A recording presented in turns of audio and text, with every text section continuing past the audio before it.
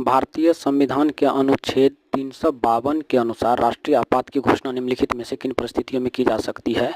352 के अनुसार दो परिस्थितियां होती है जब राष्ट्रीय आपात की घोषणा की जाती है।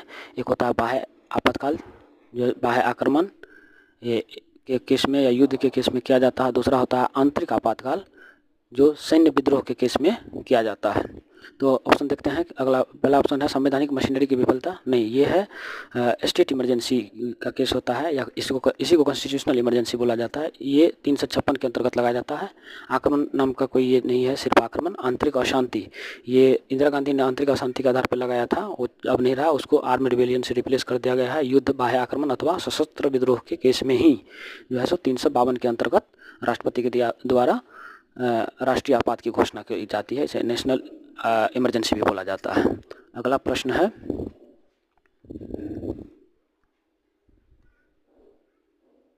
संविधान असाधारण परिस्थितियों में राष्ट्रपति को राज्यपाल के कृत्यों के निर्वहन हेतु उपबंध कर सकता है।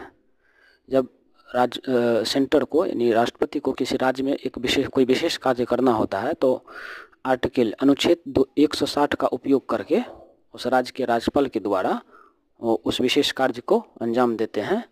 तो यही सही आंसर है आर्टिकल 160, अनुच्छेद 160। 162 में राज्य की विधायी शक्तियों का प्रोविजन है। 165 आर्टिकल जो है सो राज्य में एडवोकेट जनरल के पद से संबंधित है। और आर्टिकल 310 जो है आउट ऑफ रेंज है हमारा, ये राज्यपाल से भी और राष्ट्रपति से भी, तो इसका कोई बात ही नहीं होता।